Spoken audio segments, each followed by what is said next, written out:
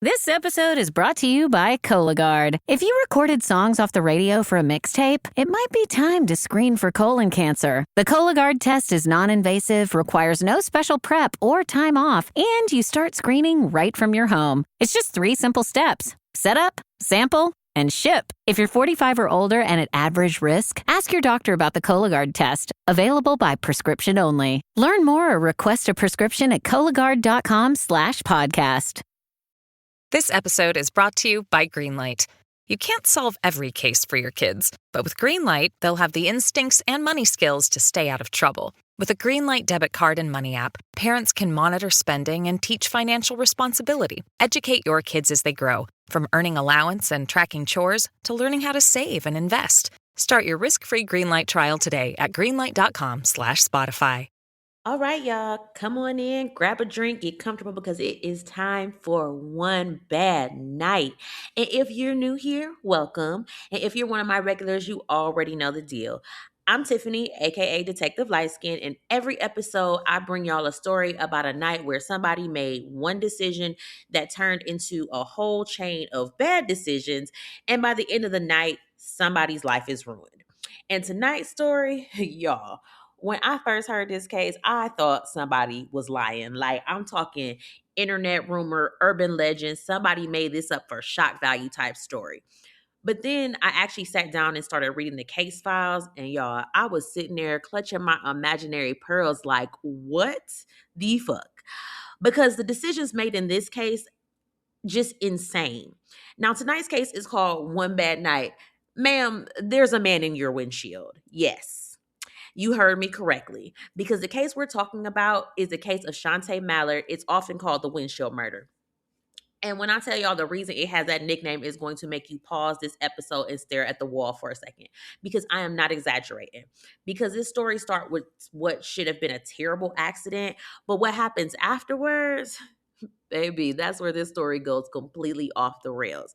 So go ahead and settle in, because tonight I have got a story to tell y'all. And trust me, this is one of them cases you're going to be asking yourself the entire time, now, why the fuck would she do that?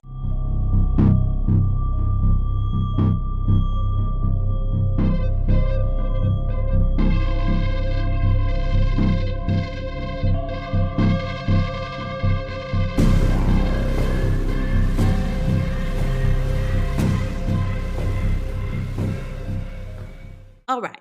So before we get into the absolute foolishness that happened this night, we have to talk about the victim. His name was Gregory Glenn Biggs. Now, because Gregory wasn't just some man on the side of the road like some people tried to make it seem later, the man had a whole life before this story, right?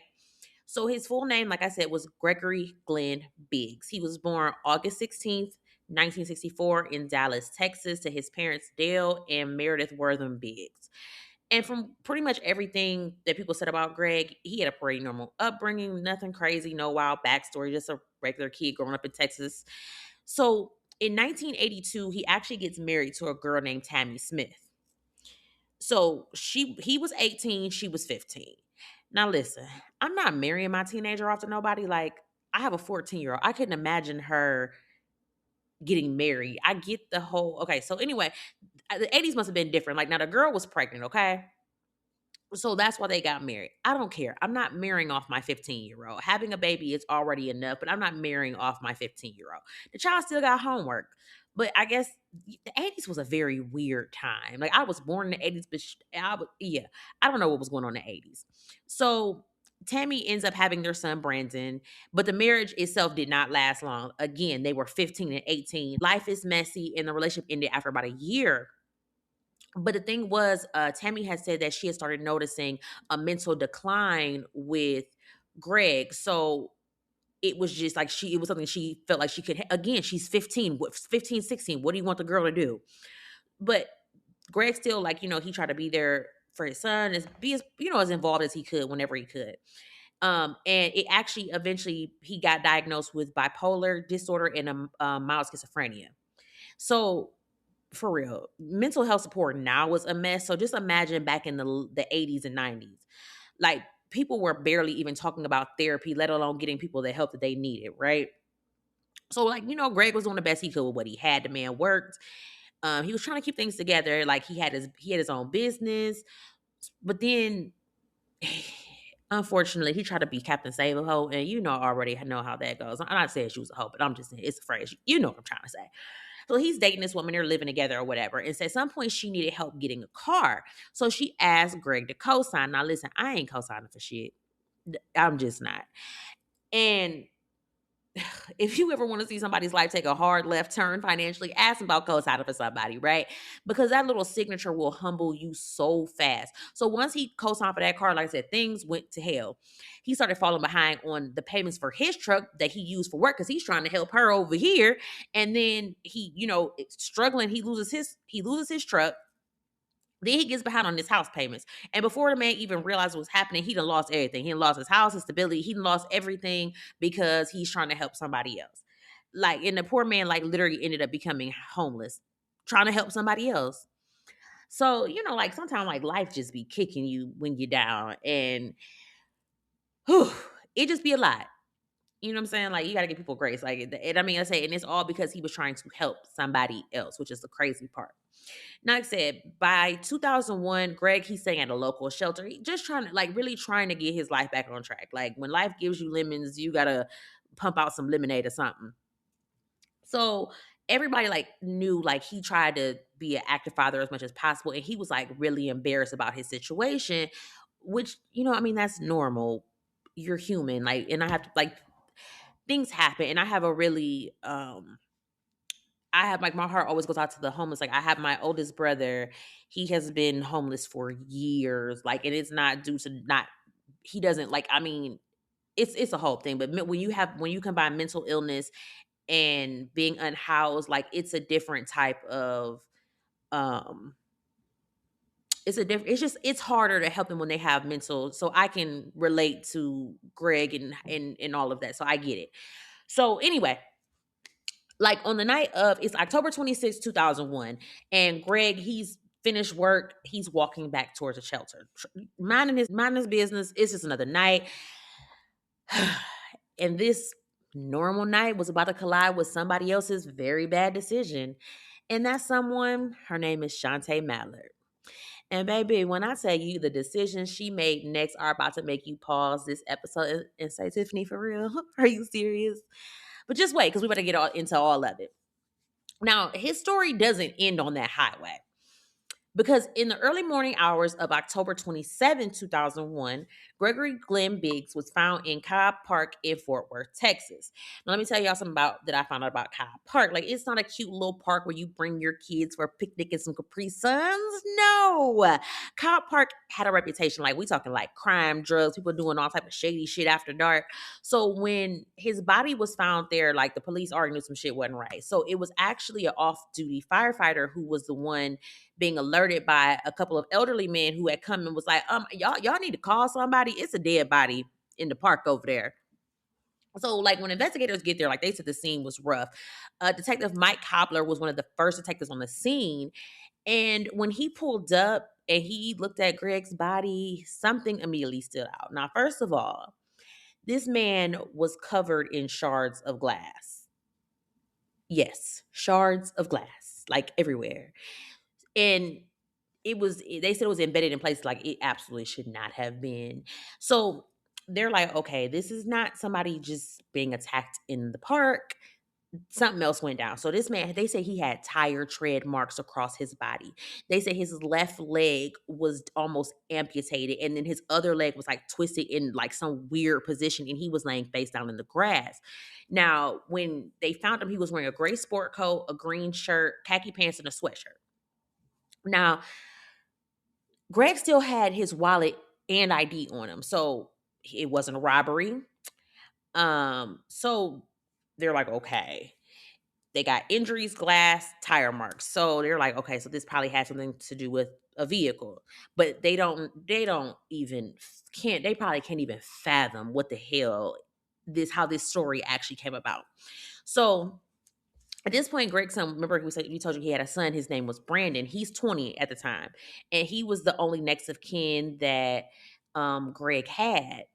So yeah, he had to take the burden of preparing this with his father and his funeral and all of that stuff. So at this point, the police, they have no freaking idea. They don't have a lead. They have nothing.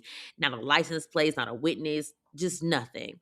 And remember, this is 2001. This isn't 2026 where there's a camera on every gas station, light, doorbell camera. Like if nobody saw you, you may as well have been a ghost. So they got to try and piece all this together. Like they know he was probably hit by a car somewhere, but they don't know where, they don't know when, they don't know who did it, and then they don't know how this body ended up dumped in this park.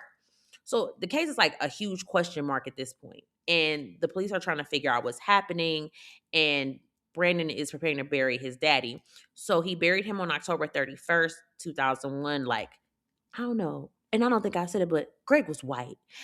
Do they bury people that fast? Like, cause black people, we need 7 to 10 business days because you gotta call the people, they gotta make arrangements, it's be a whole lot when black people die. Like that is, I'm like, that's a very quick way to bury somebody. Like I said, black people, we can't bury nobody that fast. Like they said, like the funeral was like really small, like literally like a handful of people. But anyway, at this point, like we said, they got nothing. So whoever did this, we know, as Sean said, this chick just, just walking around, minding her business. So let's talk about Shantae for a minute. Now, Shantae was born June 22nd, 1976. She's the youngest of 3 kids, and she's the only girl. And if you grew up in a house with brothers and you're the only daughter, you already know. Like my daughter, she has 4 brothers, po thing. She's the only girl, and yeah. So she's spoiled. That's the baby, the princess, the daddy's girl. So her parents were James Mallard Sr. and Dorothy Mallard, and they were a church family. And I'm not talking about the show up on Easter and Christmas church. I'm talking about church. Like they was at Sunday service, the events, they was helping for the programs. So you get the picture. And like people always say, like Shantae was quiet, she's reserved, well-mannered. The kind of girl, like she wasn't loud or dramatic. Like she volunteered at the church nursery. She helped with the little kids. She was in marching band. She played the saxophone and clarinet. And she even helped out as a trainer for the boys soccer team. So like I said, sounds pretty normal, right? She graduates from Hyatt High School in 94, goes to Tarrant County Junior College to become a CNA. Now, for those of y'all who don't know, that is a certified nursing assistant, which means she's working in healthcare. Keep that in mind for later. So again, everything about her life at this point is giving quiet church girl, just trying to, get out on her own. And then things started getting a little messy. When she was just 19, and I feel like this is maybe a little bit too much responsibility to put on a 19-year-old, her parents actually helped her buy a house, like a whole house. And the house was at 3840 Wilbarger Road. And back then it was worth about $20,000. So she might have had a nice little house, this just her. So, but I get it. If you can help your kid out, I mean, I completely get it. But sometimes kids aren't necessarily ready. But I mean, I guess sometimes you just got to jump in and let them do what they do. So, I said at me at 21, I already had a kid and I'm like kind of settled, but she's not. So, poor thing had a spending problem. Like, and now she got mortgage payments, she got bills, responsibilities, all that grown up stuff. But she still wanted to live like she's in her early 20s with no responsibility. Like she's used to her parents paying for everything. And then the girl she like smoking a little weed sometimes. Okay, not a little bit. She's like smoking a lot. Like they said she was smoking all the time, like morning, noon, night. Like the girl rolled out of bed and had to hit it. Like they said the girl would go to work high as giraffe coochie. Okay, like she just like that was her thing. But like if you work in healthcare, they will randomly drug test the hell out of your ass. Like you be minding your business, charging a patient, they be like, "Hey, we need you to come pee in this cup," and you be like, "Damn." So, and if that test come back positive, like your career is about to end immediately. That's it. You're done. So instead of just like not smoking before work, she starts to trying to beat the test. They said at one point this girl was adding bleach to her urine samples. Bleach, which people used to think could destroy drugs in the testing, but labs can usually tell when you've done that. So then she was like, well, I'll use somebody else's pee. Now my thing is, I know people do that and whatnot, but my thing is this. I don't want to walk around holding someone else's pee.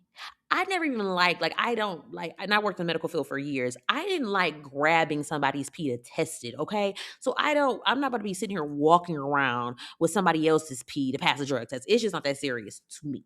But to each his own. So I said she's making decent money, and she should be making enough to pay her bills. But again, she's young, she's impulsive. That's all. I'm just gonna leave it at that. She's young and impulsive with grown up responsibilities. So at one point, like, this girl moves out of her house and moves in with her friend and her friend's husband because she just said she was struggling to keep up on bills. Like, I'm not sure exactly what I was supposed to do. Just because you leave the house, your bills don't stop. But again, we're talking about, to me, she's still a child. At 19, 20, you're still a child. And I can attest to this because my 20-year-old, like, he thinks he's grown, but then he still has to call, like, okay, so how do I do this? They're adults, but they're not real adults just yet. So she was talking about renting out her house so she could catch up on some bills, and she didn't want to have to keep running back to her parents because her parents like bail her out every single time, she ran into a little issue or whatever. Now, by the time 2001 rolls around, that little quiet church girl, things are starting to like crack just a little bit. She started drinking, she started smoking, like all that. But, and that's fine, live your life. You're young, enjoy yourself. But it's the actions of her consequences, because we're going to fast forward to like 2001, October 26th. After drinking and smoking and already making a few questionable decisions, Shantae decides to get behind the wheel of the car. And what happens next is the reason that this case is known as the Windshield murder.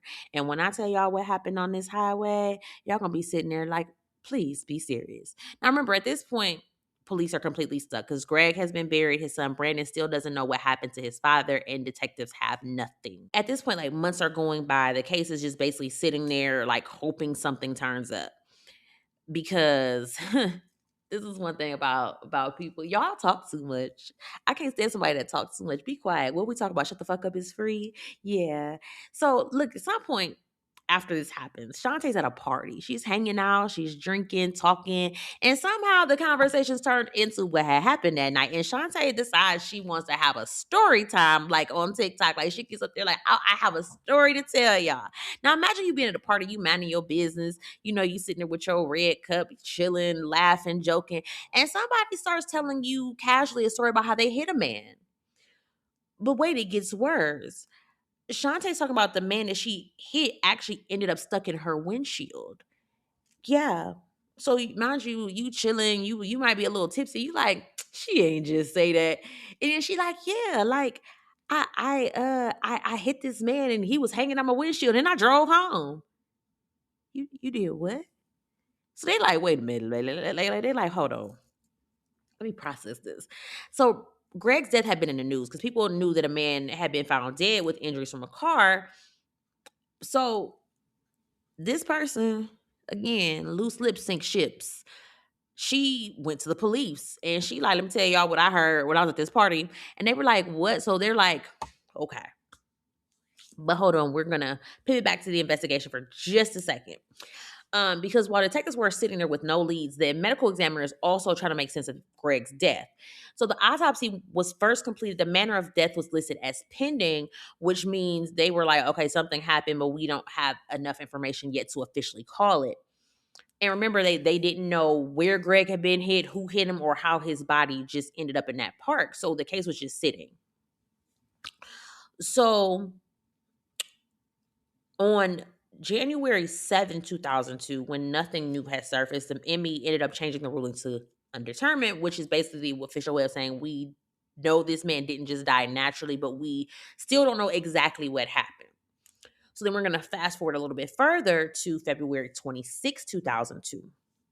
Remember, they got this tip now because sis spilled all the beans. She told them exactly who was telling the story. So about a dozen police officers show up at Shantae Mallard's front door with a search warrant. Like, they brought the whole squad. This girl opens up that door. She's wearing a robe and she see all them people, all them officers standing there, and baby, she immediately starts spiraling like an Arby's curly fry. Before the police could even get anything out, she like, look, I am not a bad person. It just happened so fast. I ain't never had a speeding ticket. ma'am, nobody even asked you anything yet. But the detectives, they already had some tea. So they like, well, we just need to hear the rest of it. So they're like, hey, can you come down to the station, give us a statement? She's like, I'll come down. I don't know if the girl thought like, I can just tell them what happened and it'll be okay. But when she sat down and started talking, child, y'all, this story gets crazy. So she like, look, I was driving along US 287 near Loop 820 and I hit a man. Okay, accidents happen, but go ahead, keep talking. And she says, quote, when I hit him, there was a very loud noise, and then all this glass started flying in the car, followed by a lot of wind, and the glass was cutting my skin and stabbing me. They're like, okay. So they're nodding and writing. Then she says she gets off at Village Creek Road. And that's when she finally realizes what actually happened because when she looks down, there's a half a man inside her car. Inside, not beside, not on the road, but inside, folded down under the dashboard with one leg sticking out through the windshield. Now pause. Because if you're driving and suddenly there's a human being hanging halfway in your vehicle, I mean, your next move is pretty obvious, right? You're going to pull over, maybe call 911, scream for help. I don't know, something. You're going to do something. And she says, because I would be confused too. She said she didn't know what to do. She said, quote, I didn't know what to think. I was scared and I didn't know what to do. I was asking God to tell me what to do. Now, ma'am, we are not going to bring Black Jesus into this because I am very confident he did not tell you, girl, go home. But that's exactly what she did. And we're not going to blame that on Black Jesus. We are absolutely not going to do that. So she keeps driving down the road with a man stuck in her windshield. And she says she actually stops at a stop sign on Martin Street. She got out of the car and touches this man's leg. And then she panics even more. So again, you would think like, okay, maybe she's going to stop. And remember, she's a CNA. She has some type of medical training, right? Okay. So you would think at this point, she's like, dang, maybe I should try and help. Call 911. Do something. No, that is not what she does. She gets back in the car and she keeps driving. And then she tells the detective that made the whole situation 10 times worse. She's like, I heard the man moan. So that means he was still alive, breathing. And then she said, quote, when I heard him moan, I looked and his leg was in the car. So we're going to run this back. You hit a man. He's stuck in your windshield. You hear him moaning, so that means he's alive. And instead of driving to maybe a hospital, at the very least, a fire station, a police station, anywhere that people have phones, because again, 2001, everybody didn't have a cell phone then. Got it. Okay. But instead, you decide to drive home. And you would think, hey, maybe she's going to drive home and call 911. No, that's not what happens. What she does is when she gets home, she pulls into her driveway, she opens the garage, she puts her car inside and closes the garage door. With Greg Biggs still stuck in the windshield. And yes, he is still alive. Now, at this point, the detectives in that room are probably sitting there like, ma'am, you cannot possibly think this is about to sound better. You just cannot. So they like, okay, you know what? They like, hold on. Like, let's back up for a second because we need some context. So where were you coming from? She said, well, I was on my way home. Me and my girl had went out to a club or whatever. So they like, then she's like, well, I was feeling a little weird. So she was like, well, I was drinking, but I wasn't drinking a lot. But she's like, but I felt off. And I think maybe somebody slipped something in my drink. So basically, now you're saying somebody drugged you. Okay. Somebody possibly drugged you. Okay. So they're like, okay. So we've suddenly gone from I hit a man in panic to maybe somebody drugged me. All right. And this is the beginning of what we call the excuses tour. Because when people start throwing in extra details, detectives start thinking like, okay, so now you're trying to soften the story. But the problem for Shantae is the story you already told is bad enough by itself. So they're like, okay, just keep going. So Shantae was like, okay, so I get home, I park in the garage, I go inside the house, and then I just collapse on the floor and I'm crying. Like I'm having a full-on meltdown. Like I'm a toddler having a tantrum, kicking my legs and feet. She said she didn't know what to do because she was scared, she was panicking. So again, she's like, oh, I'm gonna call somebody. No, she did not call 911. She calls her best friend in her name, and I'm probably about to butcher this, but I cannot I cannot pronounce it to save my life. It looks like Tennessee, like Mississippi with all these LSSE. Tbilisi. It's spelled Titillissee. Right. We gonna call her T. We just gonna do it like that because yeah, we're not gonna keep doing that. So she like, girl, I need help and I don't know what to do. And I mean, understandable. You're scared. You don't know what to do. But she says she's scared of getting in trouble with her parents and the law. Plausible. But at this point, there's a whole man in your garage stuck in a windshield. Okay. Right? All right. So T comes over to the house, and when she gets there and she sees the situation in the garage, can you imagine your best friend calling you? You thinking like something didn't happen. You know, it's already late. Like it's like 3:30 in the morning. So you like, thinking something is wrong. So you rushing over to your friend, and she got a whole human lodged in her windshield in her garage. Like, what do you even what do you even say to that? Like, stop! Don't call me for bullshit like this. Like, do not call me. So then Shantae has a bright idea. I'm gonna call my boo thing Vaughn, and he's gonna help. So they start riding around from they calling his phone. They driving past his house. They trying to find him, but he's not answering. They don't know where the man is. It's probably he don't have a cell phone because again, this is 2001. So after they're driving around or whatever, they eventually give up and they go to T's house. Not Shantae's house. They go to T's house. And I'll give it to T. She actually did suggest calling 911 and she said Shantae didn't want to. Okay. So Shantae stays with T's house for the rest of the night. And then the next morning, Shantae actually takes T's car because, her car has a whole man in the windshield. And that man is still in her windshield. Oh my gosh. So they like, okay, we need to talk to this T girl because clearly Miss T knows something. And they go track her down. And they sit her down and they like, look, you want to be an accessory to murder? She like, absolutely the fuck not. She like, look, I ain't hit nobody. I ain't killed nobody. And I am not going down for this. And I don't blame her. So they bring her in. Like I said, she started talking. But there's a problem because, like we said, Shantae and T keep mentioning his boyfriend, Vaughn. And they're like, okay, that's cool. But who is Vaughn? So they like searching through records, trying to figure out who this man is. Like, and they cannot find anything.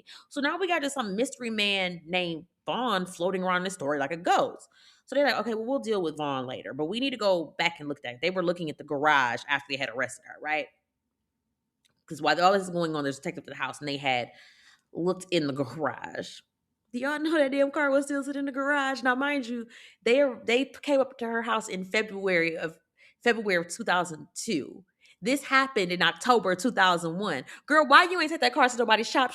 If you're gonna commit a crime, why would you have the car, the murder weapon just sitting in your garage? Just LifeLock, how can I help? The IRS said I filed my return, but I haven't. 1 in 4 tax-paying Americans has paid the price of identity fraud. What do I do? My refund, though. I'm freaking out. Don't worry, I can fix this. LifeLock fixes identity theft guaranteed and gets your money back with up to $3 million in coverage. I'm so relieved. No problem. I'll be with you every step of the way. 1 in 4 was a fraud-paying American. Not anymore. Save up to 40% your first year. Visit LifeLock.com/podcast. Terms apply. This is your fix. I am your host, Stassi Schroeder. Welcome to Tell Me Lies, the official podcast. What's the most unhinged thing of season 3? Steven, because he's so evil. I do think he is misunderstood. You see everyone face consequences. It's intoxicating. The writers just know how to trick you. There's always a twist in this show. Tell Me Lies, the official podcast, January 6th, and stream the new season of Tell Me Lies, January 13th on Hulu and Hulu on Disney+. Child not too bright. So they like, okay. Who that car was looking raggedy. And mind you, look, the passenger seat is missing out of the car, okay? And there's blood still inside the car. So you didn't even try to clean the car out. The windshield is completely shattered. So you're like, man, what exactly were you doing in this car? Well, wait, because it gets better. Because in the backyard, they find that passenger seat that's not in the car anymore. And baby, it is burnt, charred. looking like somebody tried real hard to make some evidence disappear. So they like, yeah, this whole situation is giving crime scene.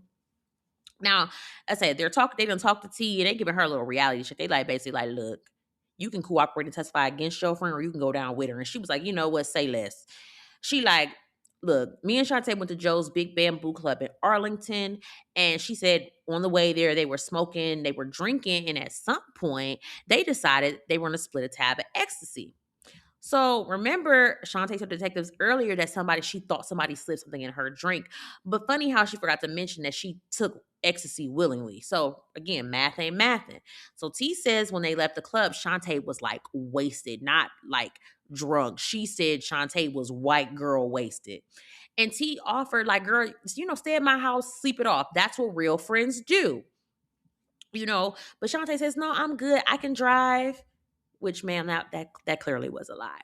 So T tells her, okay, girl, call me when you get home. I just want to make sure you're okay. Okay. So T gets a call from Shantae, but Shantae is whispering, panicking, talking about, girl, I need you to come get me. And like I say, being the good friend that T is, she didn't ask no questions. She just went. But when she got to Shantae's house and that girl walked in that garage and baby, she saw that man's body halfway in the windshield out that car, her reaction was like, I said, oh shit, so we need to call 911. Which, yes, that is the correct answer for 500, Alex. Gold star. But according to T, Shantae said no, she did not want to call 911. She did not want to call the police. Now, this is where T should have said, girl, move, and called anyway. But instead, she went into ride or die mode. I'm not that friend, for reference. I don't ride. I'm not dying. I got questions. Why I got to ride while we dying? I got trips to take. My passport waiting. I can't be going to jail. So, but everybody didn't like me, but hey. So, like we said, instead of calling for help, they're trying to go find this nigga Vaughn, driving around, calling his phone, trying to track this man down. And so, like I said, they gave up. They went back to T's house. They stayed there for the next night, and they really didn't talk about it again, for the most part. Like the night before didn't involve a whole man stuck in the windshield. It's just, business as usual. Now, detectives are sitting there just like, so y'all really thought nobody was ever going to find out? Or how did y'all think this was going to go?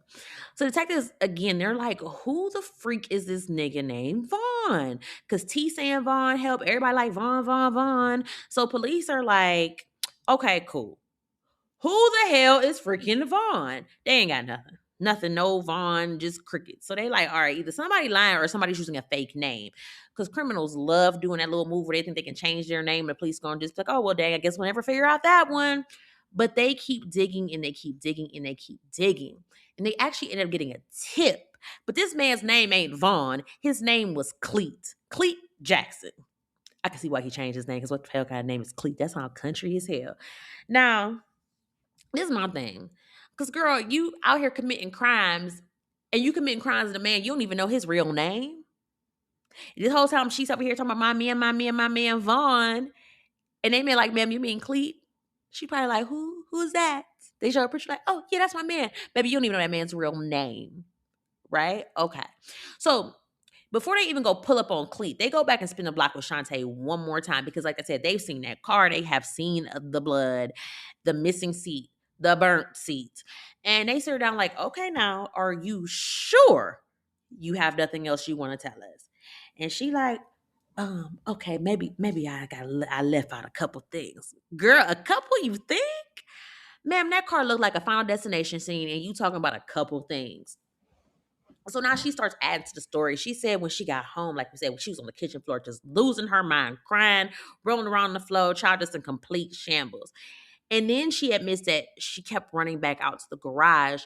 And at one point, she was apologizing to Gregory. Yes, like, apologize. Like, I'm so sorry about that. This man is impaled in your windshield and you out here giving garage apologies? Be fucking for real. Then she runs back inside and she calls T. Now, eventually she gets in touch with her boyfriend, Vaughn, a.k.a. Cleet. And she calls him like, baby, I need help. It is an emergency. So she pulled that. This was like that day after. She had to go pick that man up because he probably ain't had no car. I need her to upgrade her standards. And she shows him that there's a man stuck in her windshield. And his response is like, oh, shit. which is, normal. But again, this is where a normal person would have said, "No, I'm calling 911. I'm leaving. I don't know nothing about nothing." But not Cleet. Cleet decides the best move here is to start destroying evidence. The first thing he does, he starts ripping the seats about the car. Then they go out, they burn them in the backyard. This is not a cookout or a bonfire night. This is a crime scene. But then it gets dumber. I'm tired of y'all phoning friends. Like, what is going on? People phoning a friend in these murder cases. Like, again, don't call me. See, he call up his cousin like, "Hey, I need you to help me come move a body." And the other person like, "Yeah, like I'm down. Like, what time we doing it? Like, what type of friends do y'all have?" So he calls his cousin Herbert Tyrone Cleveland. He sound country and hood at the same damn time. But imagine getting that call like, "Hey, bro, I need help moving a body. Get better friends expeditiously. Thank you." So the two of them, they end up pulling Gregory out of the windshield, wrap him up in a blanket, and drive to dump him off, which we now know was at Cop Park. And I just know them detectives was just sitting there like, "So y'all really all just sat down and thought this was a good plan, huh? Yeah, that's what y'all thought." I would like to know how we arrived at this decision.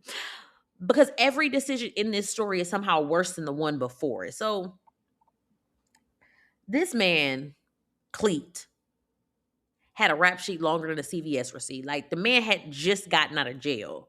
And when detectives pull up on him, it's basically like, "Sir, welcome back." Because from the looks of things, you're about to go back right where you came from. And he knew that. So he didn't waste no time. He just started spilling the beans because they offered him a deal. If you testify against Shantae, you might get a lesser sentence. Now, suddenly he had a whole lot to say because according to Cleet, when Shantae called him, the girl came and picked him up. Like I said, "Girl, do better. We're committing felonies and I still got to go pick up my accomplice. That's my boyfriend." No. Okay, well, she was in her 20s. I got to give her some grace. I was there before. That was me picking up these men. But anyway, so she picks him up, brings him back to the house, and starts telling him what happened. She tells him that she hit a white man, thought he was dead, and she didn't know what she was gonna do. So instead of saying call the police or, maybe an ambulance, anybody but me, these two geniuses, and I use that word very sarcastically, decide to make a whole plan to get rid of the body and the evidence. So Clee says he actually went out to the garage and tried to shake Gregory to see if he was still alive. The man has been in this windshield for hours. Can you imagine?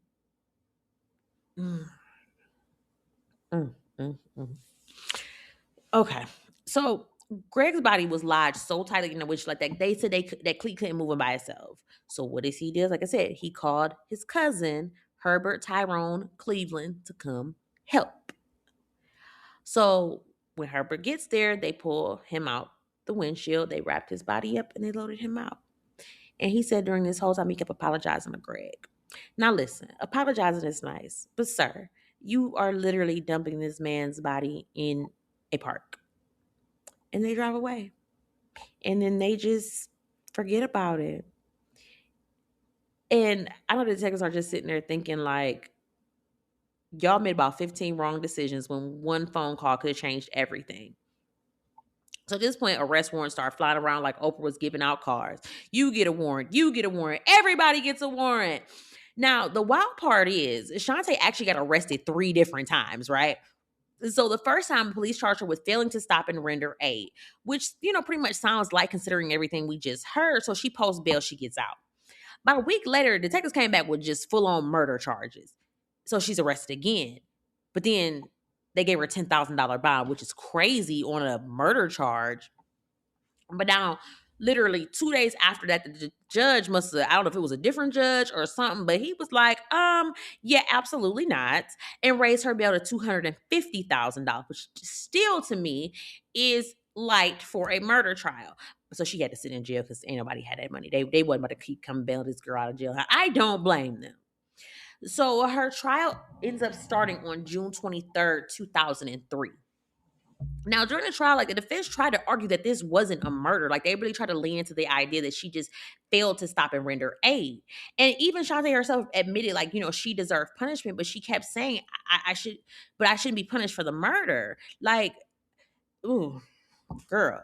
Now the prosecution, baby, they came to fight and they were not playing with this girl. When I tell you, they literally took that car apart and brought pieces of it into the courtroom because they wanted the jury to see exactly what it was. They didn't want pictures. They wanted them to see exactly what happened.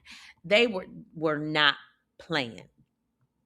So Gregory's son, Brandon Biggs, took the stand. Her friend T testified. This is all for the prosecution. And, Cleet got up there, told his side of the story.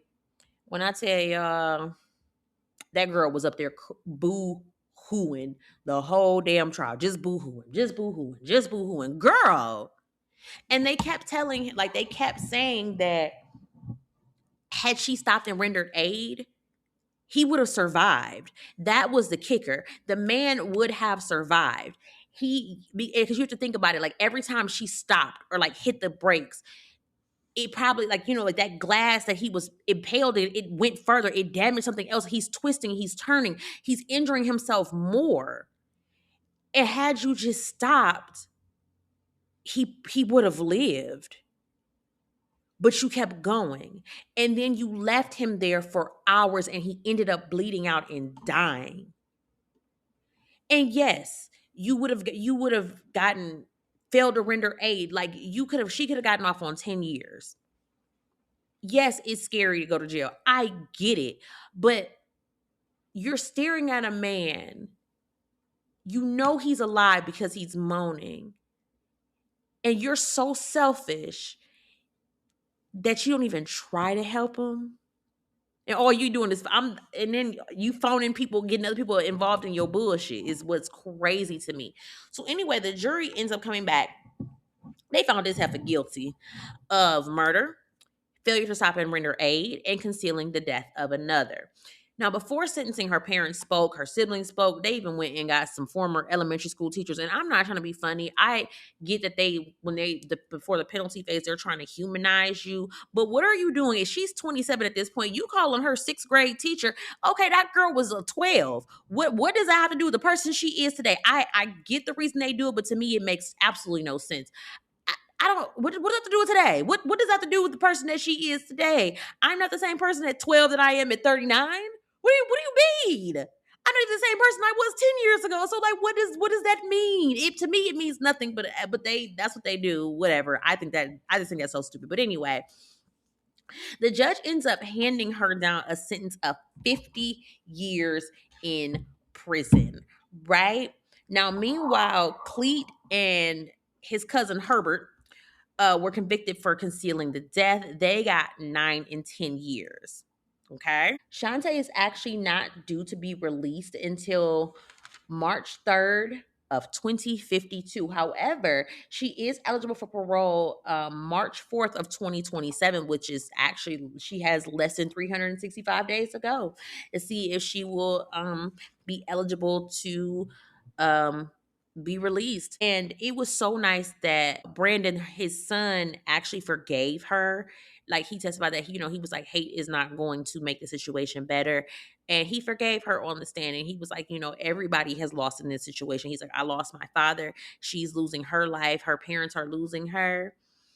And after it was all over, Brandon did file a wrongful death suit against her, but it ended up being settled out of court. Just like that, one night of terrible decisions turned into decades behind bars.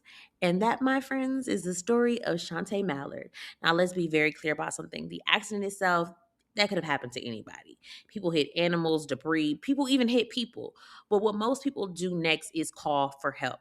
That's it. That's the whole assignment. Instead, this woman drove home with a man stuck in her windshield, parked in the garage, closed the door, and started forming a crime committee. Phoning a friend, calling boyfriends, burning car seats in the backyard like it's a Saturday night cookout. And the whole time, this man, Gregory Glenn Biggs, was a whole human who deserved help and not a cover up. One phone call could have changed everything. One moment of just being honest, one decision to say, damn, I messed up and I need help. But instead, a series of selfish, panicked decisions turned one bad night into a tragedy that ruined multiple lives. And that is the thing about bad decisions, because once you start stacking them, baby, they get real heavy real fast. So I hope that you all enjoyed this episode of One Bad Night. This one was so wild to me on just so many levels. So many levels. Your girl, you're dating a man, you don't even know his real name. Your best friend and testified against you. I wonder if they are still friends. I wonder about that. I don't know how I feel like. I get saving your ass, and I get that I dragged you into this, and I could have cost you years off your life. They probably ain't still friends. Nah, they probably ain't still friends. Well, that is the story, like I said, of Shantae Mallard. And this was One Bad Night. Ma'am, did you know there is a man stuck in your windshield? So sound off on wherever you hear this and let me know what you think about this case, because this was just freaking wild to me. And I am, like I said, I'm Tiffany, aka Detective Lightskin. I will catch y'all again in 2 more weeks for another episode.